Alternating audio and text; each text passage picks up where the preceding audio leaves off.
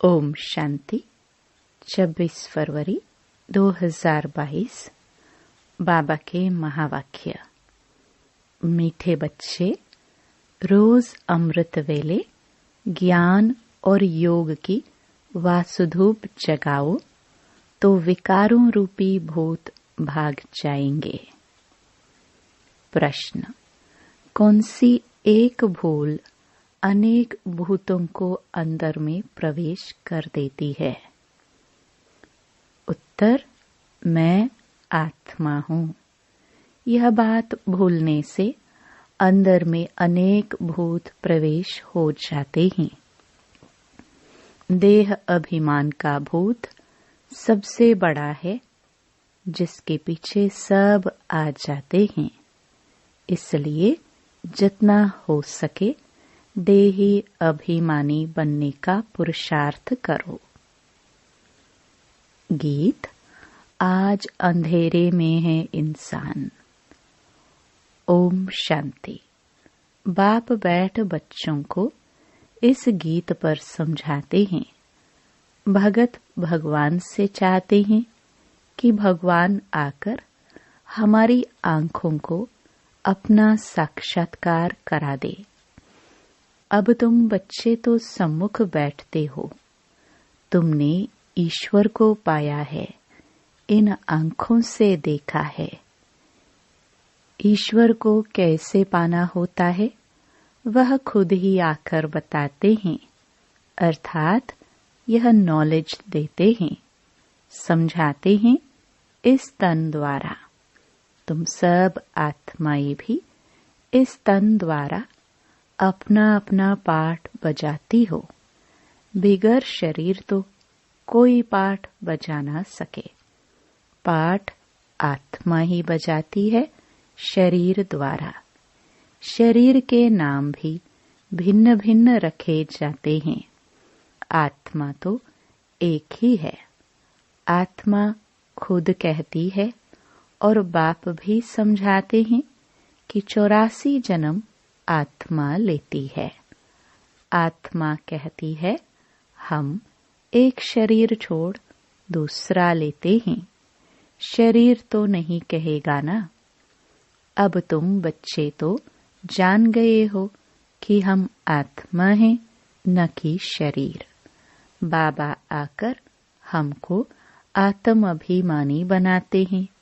इस शरीर द्वारा आत्मा ही सब कुछ करती है।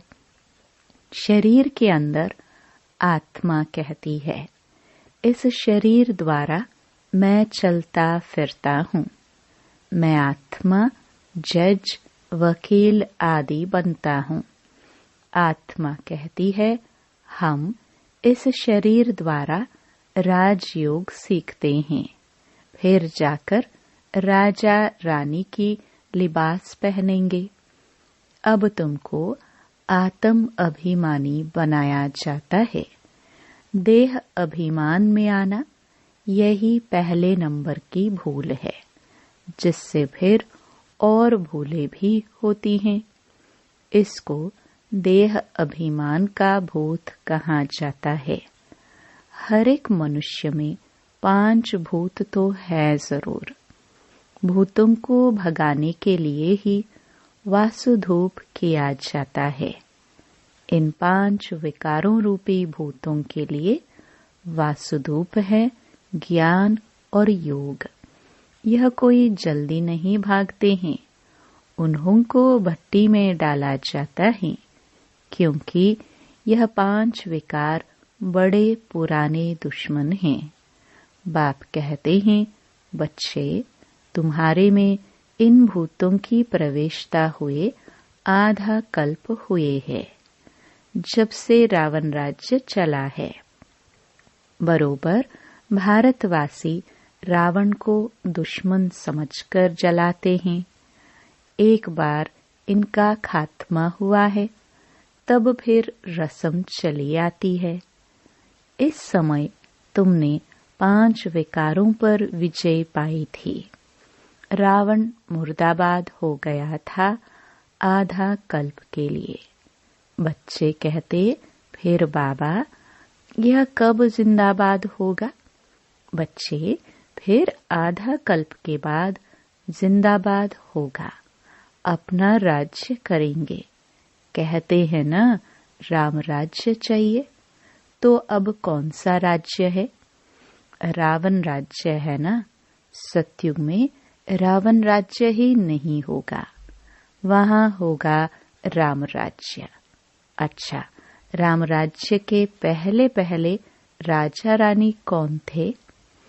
यह भी कोई जानते नहीं। राम राम कहते हैं तो राम को ऊपर ले गए हैं, कृष्ण को नीचे ले गए हैं। सतयुग का तो जैसे उन्हों को पता ही नहीं है।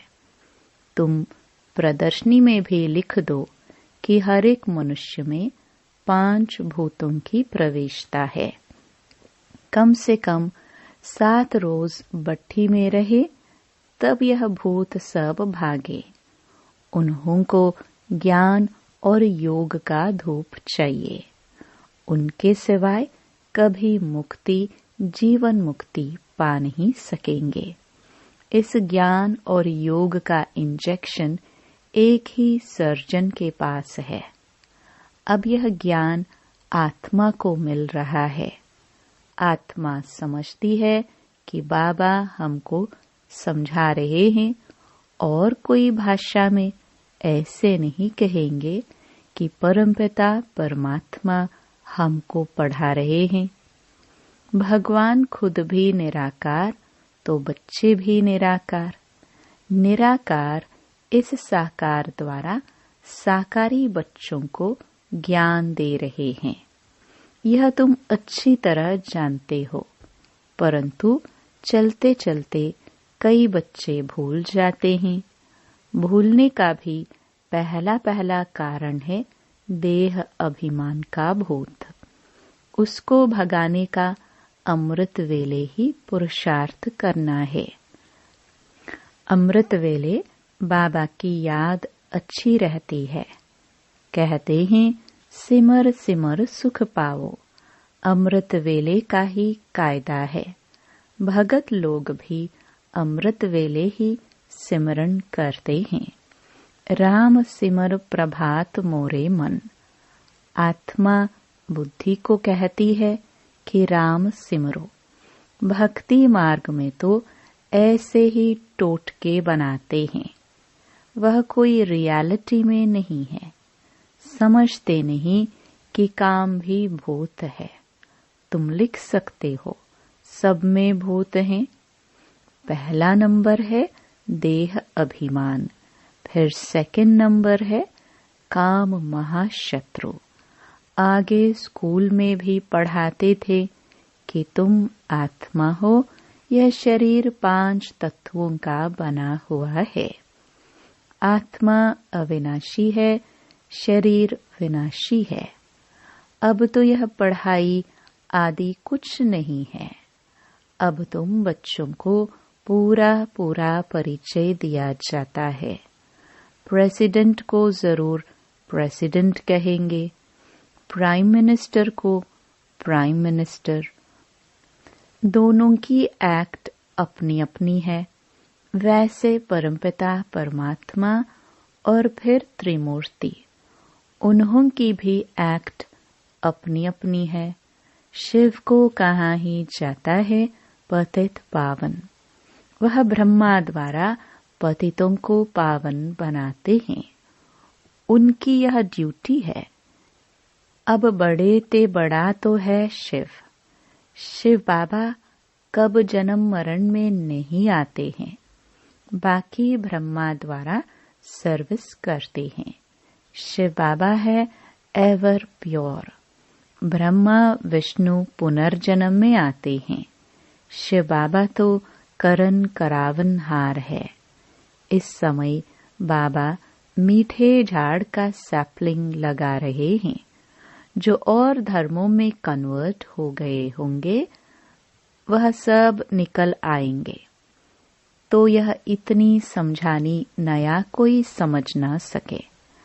7 रोज भट्ठी में पड़ने के सिवाय मुक्ति, जीवन मुक्ति कोई पा नहीं सकते। तुमने भी भूतों को निकालने के लिए कितनी मेहनत की है। बुद्धि जब पवित्र हो तब ज्ञान अमृत ठहर सके। तुम बच्चे समझ सकते हो तो बरोबर बाबा की याद भूल जाती है। बहुत देह अभिमान आने से फिर मित्र संबंधियों आदि तरफ लव चला जाता है। कोई को भी मोह का भूत न आए। बाबा को कितने ढेर बच्चे हैं, मोह की बात ही नहीं। जानते हैं आत्मा कभी मरती नहीं, मरने का ही डर रहता है।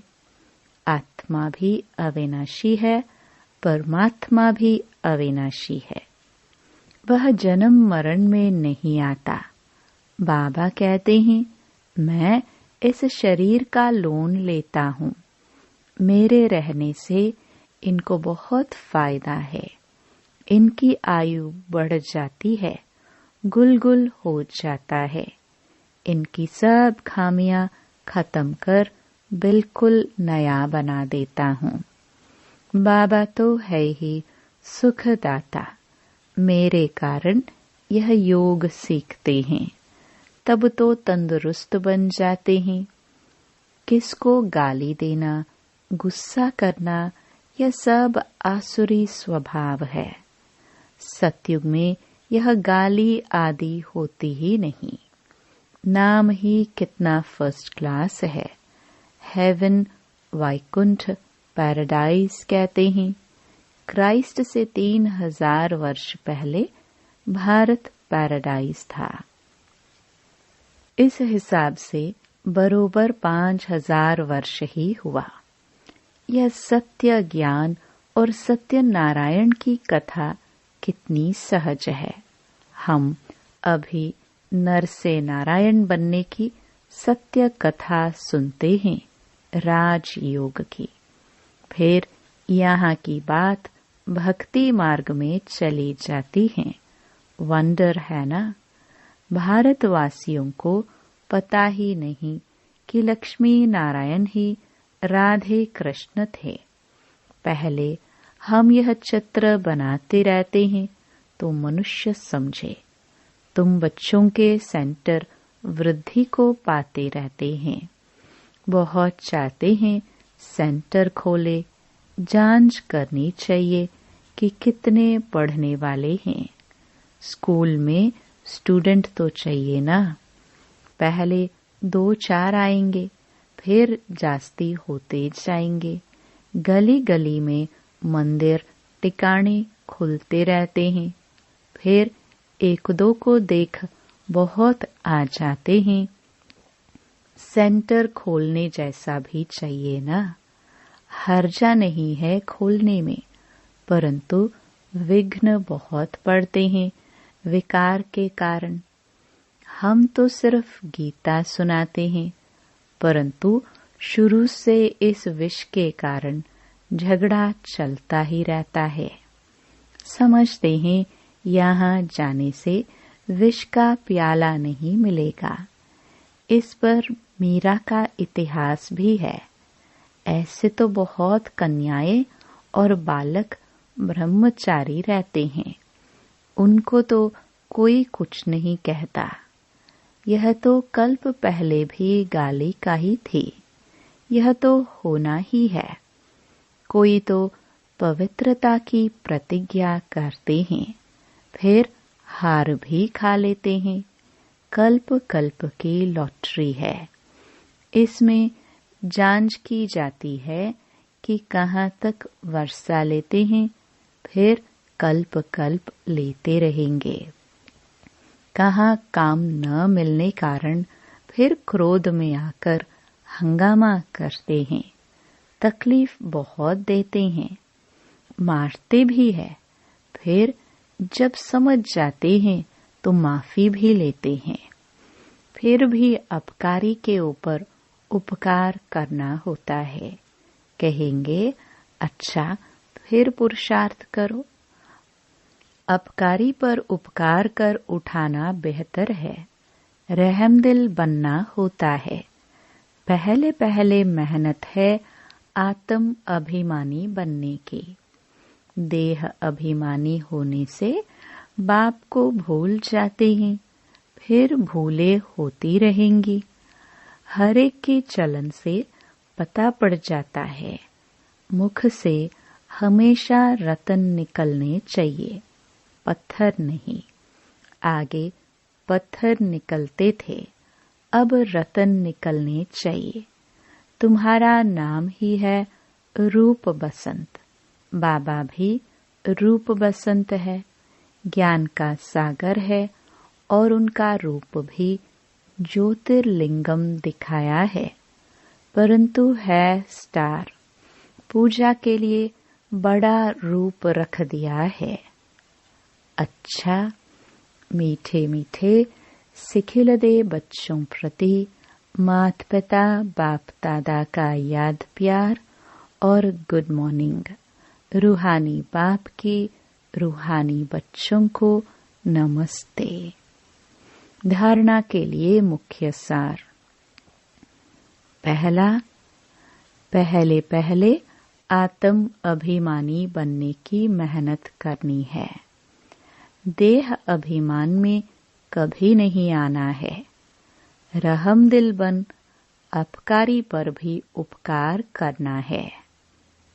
दूसरा, भूतों को भगाने के लिए अमृत वेले विशेष याद में रहने का पुरुषार्थ करना है। मीठे झाड़ का सैपलिंग लगाने में बाबा का मददगार बनना है।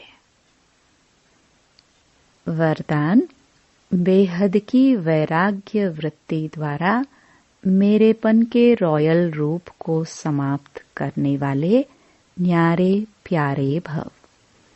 समय की समीपता प्रमाण वर्तमान समय के वायुमंडल में बेहद का वैराग्य प्रत्यक्ष रूप में होना आवश्यक है। यथार्थ वैराग्य वृत्ति का अर्थ है सर्व के संबंध संपर्क में जितना न्यारा उतना प्यारा। जो न्यारा प्यारा है वह निमित्त और निर्माण है, उसमें मेरेपन का भान आ नहीं सकता। वर्तमान समय मेरापन रॉयल रूप से बढ़ गया है। कहेंगे ये मेरा ही काम है, मेरा ही स्थान है, मुझे यह सब साधन भाग्य अनुसार मिले हैं, तो अब ऐसे रॉयल रूप के मेरेपन को समाप्त करो। स्लोगन, पर चिंतन के प्रभाव से मुक्त होना है तो शुभ चिंतन करो और शुभ चिंतक बनो। मातेश्वरी जी के अनमोल महावाक्य। हम ब्राह्मण कुल का छोटा सा संसार। गीत, मेरा छोटा सा देखो ये संसार है। यह गीत किसी समय का गाया हुआ है, क्योंकि इस संगम समय ही हम ब्राह्मण कुल का छोटा सा संसार है। वो हमारा कौन सा परिवार है, वह नंबरवार बतलाते हैं। हम परमपिता परमात्मा शिव के पुत्र हैं। ब्रह्मा सरस्वती की मुख संतान हैं और विष्णु शंकर हमारे ताया जी है, और हम आपस में सभी भाई बहन ठहरे। यह है अपना छोटा सा संसार। इनके आगे और संबंध रचा ही नहीं है। इस समय का इतना ही संबंध कहेंगे। देखो हमारा संबंध कितनी बड़ी अथॉरिटी से है। हमारा ग्रैंड पापा है शिव, उनका नाम कितना भारी है। वो सारी मनुष्य सृष्टि का बीज रूप है। सर्व आत्माओं का कल्याणकारी होने कारण उनको कहा जाता है हर हर भोलानाथ। शिव देवों के देव महादेव, वो सारी सृष्टि का दुख हरता सुख करता है। उस द्वारा हमें सुख, शांति, पवित्रता का बड़ा हक मिलता है। शांति में फिर कोई कर्म बंधन का हिसाब किताब नहीं रहता, परंतु यह दोनों वस्तु पवित्रता के आधार पर रखते हैं। जब तक पिता की परवरिश का पूर्ण वर्षा ले, पिता से सर्टिफिकेट न मिले, तब तक वो वर्षा मिल नहीं सकता। देखो ब्रह्मा के ऊपर कितना बड़ा काम है। मलेच्छ 5 विकारों में मैली अपवित्र आत्माओं को गुलगुल बनाते हैं। जिस अलौकिक कार्य का उजरा फिर सतयुग का पहला नंबर श्री कृष्ण पद मिलता है। अब देखो उस पिता के साथ तुम्हारा कितना संबंध है, तो कितना बेफिक्र और खुश होना चाहिए। अब हर एक अपनी दिल से पूछे, हम उनके पूर्ण रीति हो चुके हैं? अच्छा, ओम शांति।